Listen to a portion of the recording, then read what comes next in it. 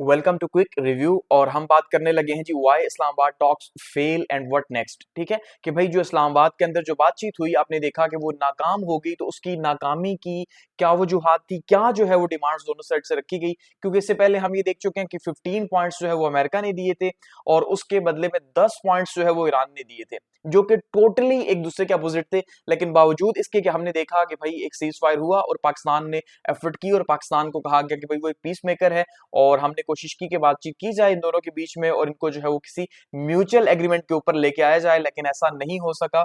तो ये जो इस्लामाबाद टॉक्स थी ये फेल हो चुकी हैं, तो इनको डिस्कस करते हैं कि क्यों फेल हुई। स्टेलमेट इन इस्लामाबाद और फिलहाल हालात जो है वो जैसे थे वैसे ही मौजूद हैं। और अब हम देख रहे हैं कि जैसे ट्रंप साहब ने कहा कि भाई वो जो स्ट्रेट ऑफ हुर्मुज है उसका ब्लॉकेज करेंगे, तो उनकी नेवी ऑलरेडी जो है वो ब्लॉकेज कर चुकी है कि हम यहाँ से किसी ईरानियन शिप को भी जो फेवर जैसे वो कर रहे हैं या अपने जो शिप्स उनके गुजर रहे हैं उससे भी नहीं गुजरने देंगे। ठीक है, वो ये कह रहे हैं। तो इसको डिस्कस करते हैं कि ये फेल क्यों हुई है। तो सबसे पहले अगर हम बात करते हैं जी समिट की, तो ये एक बहुत इंपॉर्टेंट समिट था। हिस्टोरिकली जो है वो अगर देखा जाए तारीखी एतबार से तो काफी ज्यादा अहम था। उसका रीजन क्या था कि जब से ईरान के अंदर रेवोल्यूशन आया 1979 से, ठीक है, तो आप ये कह सकते हैं कि पिछले 40 साल के अंदर या 47 ईयर्स के अंदर फर्स्ट टाइम जो है ईरान और अमेरिका के हाई लेवल के जो है वो लोग बैठे हैं एक साथ और उन्होंने बातचीत की है, डायरेक्ट जो है वो बातचीत की है। गो कि इनकी नेगोशिएशंस होती रहती थी लेकिन डायरेक्टली नहीं हुई, तो ये फर्स्ट टाइम हुई है, इसलिए इसको काफी ज्यादा अहमियत हासिल है। और ये पाकिस्तान के अंदर हुई तो ये पाकिस्तान के लिए भी बहुत अहम है कि फ्यूचर में जब भी जिक्र किया जाएगा कि भाई ईरान और अमेरिका कब एक साथ बैठे, तो कहा जाएगा वो इस्लामाबाद टॉक्स में बैठे थे पाकिस्तान के अंदर। ठीक है, तो ये इसलिए इंपॉर्टेंट थी। और आप ये कह सकते हैं कि 40 दिन की जो वॉर गुजरी है, एक बहुत ही शदीद वॉर, और जिसपे हमने देखा कि भाई जब ट्रंप साहब ने थ्रेट किया तो उसके बाद पाकिस्तान ने जो है ये रोल अपना प्ले किया। ठीक है, और ये वॉर जो है सीज फायर की तरफ गई, लेकिन अब हालात वहीं पे वापस आ गए। तो स्टेलमेट की अगर हम बात करें तो फिलहाल आपने देखा कि पहला इसका रिएक्शन क्या हुआ कि एक लंबी जो है वो गुफ्तगू हुई, तकरीबन 14 से 18 घंटे की गुफ्तगू हुई है, लेकिन एट द एंड टॉक्स जो है वो कोलैप्स कर गई और जो अमेरिकन वाइस प्रेसिडेंट थे वो वॉकआउट कर गए। ठीक है, उन्होंने कहा कि भाई हमारी बातचीत नहीं बन रही। और रिजेक्शन किस चीज के ऊपर थी? दो बहुत ही इंपॉर्टेंट रेड पॉइंट्स थे या रेड लाइंस थी ईरान की। एक तो दोनों साइड की रेड लाइंस थी। एक था जी कि आपने जो है वो स्ट्रेट ऑफ हुर्मुज का कंट्रोल हमें देना है, और दूसरा जो न्यूक्लियर डिसआर्मेंट थी, ये दो पॉइंट्स थे जिसके ऊपर जो है वो सबसे ज्यादा इशू क्रिएट हुआ।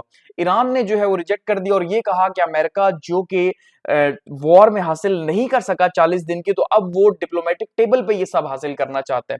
ठीक है, तो इसलिए उन्होंने भी इसको रिजेक्ट कर दिया। तो इसका इमीडिएट आउटलुक क्या हुआ कि भाई जो सीज फायर था वो तो फिलहाल जारी है, लेकिन अब वो दोबारा से वॉर की साइड पे चीजें चली गई और दोबारा से जो है स्ट्रेट ऑफ हुर्मुज की ब्लॉकेज की जो है बातचीत की गई है। और फिलहाल तक जो है वो हालात मजीद क्रिटिकल ही हो रहे हैं और शायद कल से दोबारा से आपको वॉर देखने को मिले। द 40 डे वॉर की अगर हम बात करते हैं, 40 दिन की इस जो है वो इस जंग की, तो सबसे इंपॉर्टेंट आप देखा कि 6 वीक्स जो है ये हुए हैं और 6 हफ्तों में शदीद किस्म की जंग हमें देखने को यहाँ पे मिली है, जिसके नतीजे के तौर पे आपने देखा कि जो पेट्रोलियम की प्राइसेस थी वो कहाँ पे पहुंची और किस तरह से, और इसमें जो है बहुत टॉप लेवल की जो लीडरशिप है ईरान की वो भी शहीद हुई। और अब यहाँ पे अगर हम बात करें कि भाई इनका माइंडसेट क्या था, किस माइंडसेट के साथ जो है ये बातचीत की गई है, तो देखिए ये बेसिकली एक ग्रैंड बार्गेन था यूएस की तरफ से।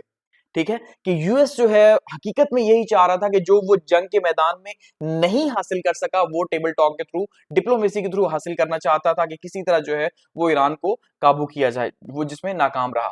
ठीक है, दूसरी साइड से जो ईरान है उसका माइंडसेट क्या है कि भाई बेसिकली जिस चीज के ऊपर हम खड़े हैं, हमने स्टैंड लिया इतने सालों से जिस चीज के ऊपर, जिसके लिए हमने अपनी जो है सुप्रीम लीडरशिप को जो है वो शहीद करवा दी, तो हम उसके ऊपर क्यों माने।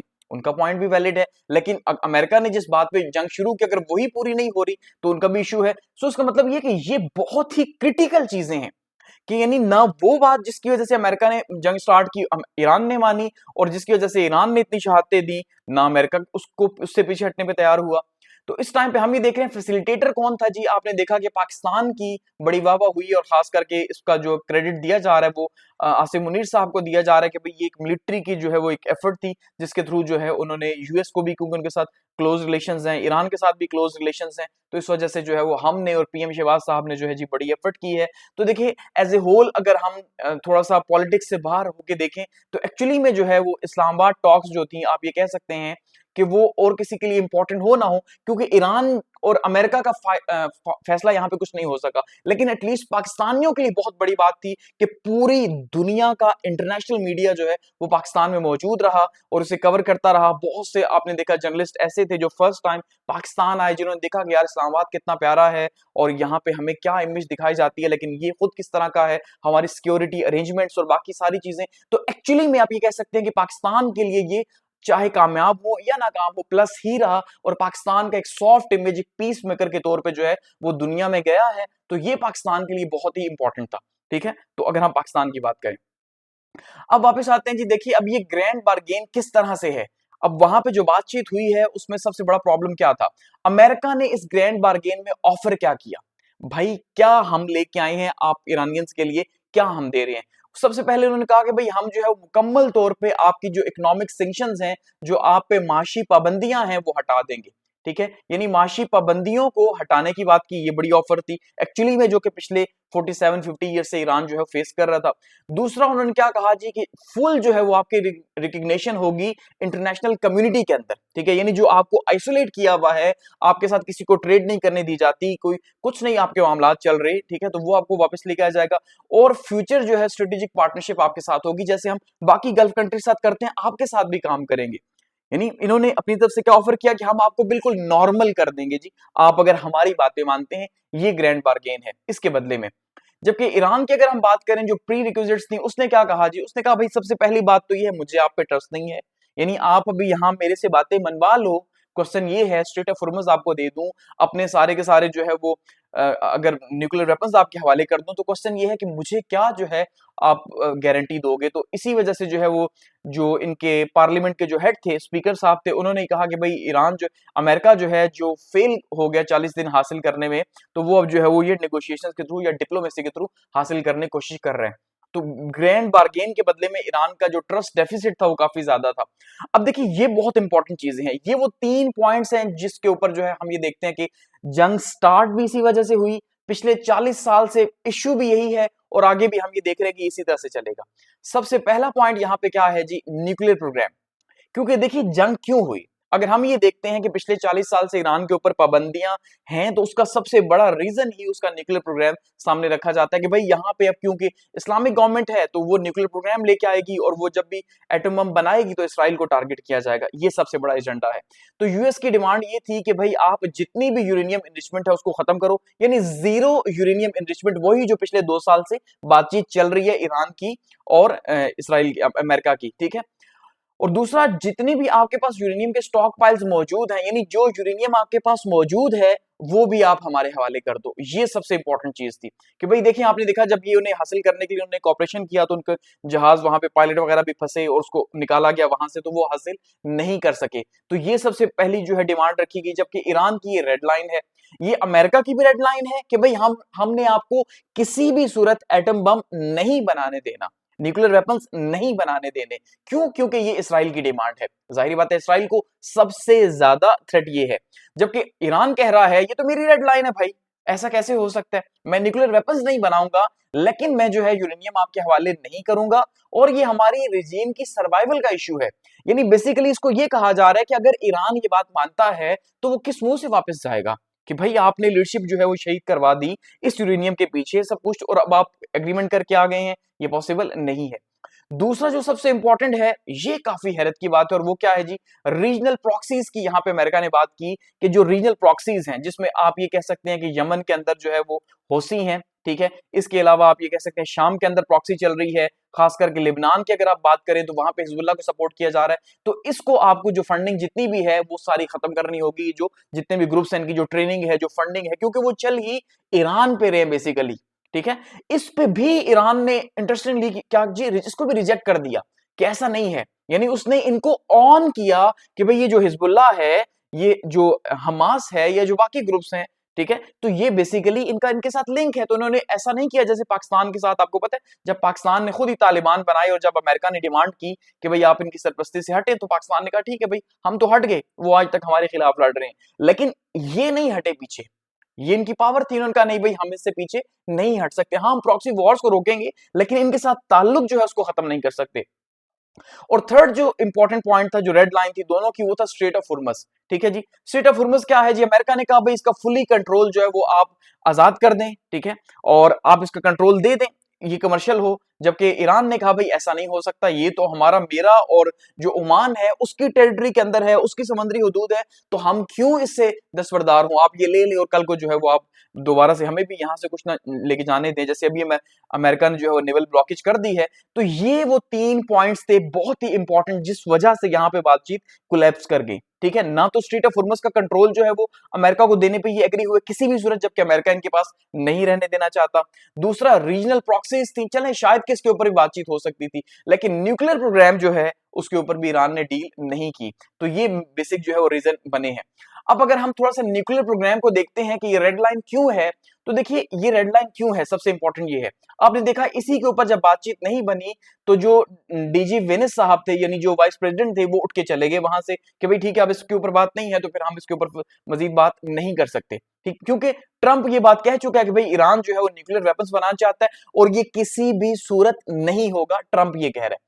जबकि हम ये कह रहे हैं, ठीक है, या जो एक्सपर्ट्स हैं वो ये कह रहे हैं कि ये रिजीम के सर्वाइवल का इशू है, रिजीम के, यानी जो ईरान की हुकूमत है ये उसके सर्वाइवल का इशू है, वो इस्लाम के नाम के ऊपर बनी, जबकि इस्लामी हुकूमत है तो इस्लामी हुकूमत घुटने नहीं टेक सकती इन चीजों के ऊपर जो कि उनके लिए जो है वो फेयर ना हो। ठीक है, यानी अब जैसे पब्लिक डिप्लोमेसी की आप बात करते हो तो जाहिर बात है पूरी ईरान देख रहा है कि भाई आपने लीडरशिप को शहीद करवा दिया, तो आप कैसे, जिस वजह से आपने शहीद करवाया आप वही एग्रीमेंट्स करके आ जाएं, ऐसा पॉसिबल नहीं है। सो इसलिए जो एक्सपर्ट्स हैं वो ये मानते हैं कि ईरान वाली चाह के भी ये एग्रीमेंट नहीं कर सकते। इसका रीजन ये है कि जैसे भी एग्रीमेंट करेंगे वहां पे सेंटीमेंट चेंज हो जाएंगे ईरान के अंदर, और अमेरिका ही नहीं हटाए ना हटाए, पब्लिक ही नहीं हटा देगी कि भाई आपने तो बड़े लोगों की शहादतें करवा दी और अब आखिर में वही बातें मान के आ गए हैं। सो इसलिए ये इनके सर्वाइवल का इश्यू है, ये जो हुकूमत है इसके सर्वाइवल का इश्यू है, इसलिए वो इनकी डिमांड्स को नहीं मान रहे कि भाई यूएस ने कोई भी फेस सेविंग नहीं दी ईरान को। तो जब लीडरशिप को फेस सेविंग नहीं मिल रही, वो अपनी पब्लिक को जाके क्या कहे कि भाई हमने सारे यूरेनियम उनको दे दी,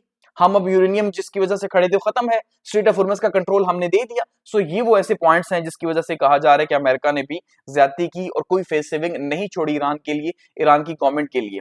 ठीक है, और लास्ट में जो प्रपोजल दिया गया है अमेरिका की तरफ से, वो ये दिया गया है कि भाई ये जो स्ट्रेट ऑफ हुर्मुज है, ऐसा करते हैं इसका कंट्रोल हम आधा आप रखें आधा हम रखें, यानी हम शेयरिंग कर लेते हैं। ठीक है, यूएस ईरानियन एडमिनिस्ट्रेशन जो है वो एक जॉइंट एस्टेब्लिश करते हैं जो मिल के इसको मैनेज करेगी। लेकिन यहाँ पे ईरान ने बड़ा उसूली मौकफ अपनाया है, उसने कहा कि भाई आपका क्या लिंक है स्ट्रेट ऑफ हुर्मुज पे, आप तो किसी और कोने में बैठे हुए हो, आपका क्या लिंक है यहाँ पे, ये तो मेरी टेरिटरी है और इस साइड पे सामने ओमान है, तो ये इसकी टेरिटरी है, तो आपका तो कोई लिंक है ही नहीं, तो आपके साथ हम शेयरिंग क्यों करें।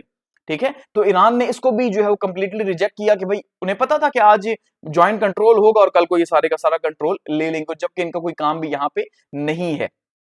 ठीक है, तो अब फिलहाल जब ये बातें सामने आई हैं तो उसके बाद आपने देखा कि इस्लामाबाद टॉक्स जो है वो फेल हो गई हैं और इनके ऊपर जो है वो कोई भी ब्रेक थ्रू नहीं हुआ। और फिलहाल जो है हम ये देख रहे हैं कि पुरानी जो है वो बातें, वही सारी रेड लाइंस जो पहले ड्रॉ हुई हुई थी, वही रेड लाइंस हम ये देख रहे हैं और उसके थ्रू जो है वो हालात मजीद खराबी की तरफ ही फिलहाल जो है वो जा रहे हैं। ठीक है, अब पॉसिबल सिनेरियोज क्या हो सकते हैं कि सबसे पहला तो यही हो सकता है कि सीज फायर जो है फिलहाल आगे चले, जिसके चांसेस जो है वो कुछ कम ही है।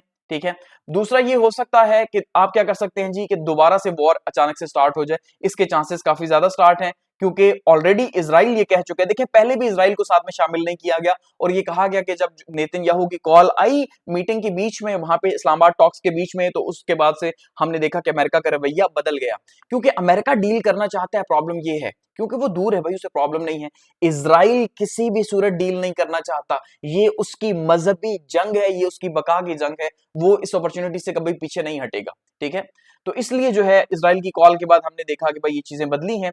तो अब इजराइल कह रहा है कि हम ये वॉर जारी रखेंगे। इसका मतलब ये है कि जो असल में जिसकी वॉर थी ईरान और इजराइल की, उसको बीच में शामिल ही नहीं किया गया और अमेरिका जो है वो ना अपनी तरफ से कोई बातचीत कर सकता था ना और कुछ। और थर्ड क्या हो सकता है कि भाई पॉसिबली जो है मे भी इनके बीच में कोई बातचीत हो और थोड़ा सा मजीद आगे मामलात बढ़े, तो उसके भी चांसेस मौजूद हैं। जैसे आपने देखा पाकिस्तान भी कह रहा है कि भाई हम होपफुल हैं शायद कोई बातचीत हो जाए, लेकिन ज्यादा चांसेस यही हैं कि शायद ये वॉर रिज्यूम हो और दोबारा से जो है वो अमेरिका अटैक स्टार्ट कर दे, ईरान आगे से कर दे और यही वही हालात जो है वो पहले वाले बन जाएं, क्योंकि अब यहाँ पे दोनों में से किसी एक का खात्मा जरूरी है, अदरवाइज ये वॉर नहीं रुकेगी, क्योंकि इनकी जो रेड लाइन है ईरान की, जाहिर बात है वो अमेरिका और इसराइल की रेड लाइन है।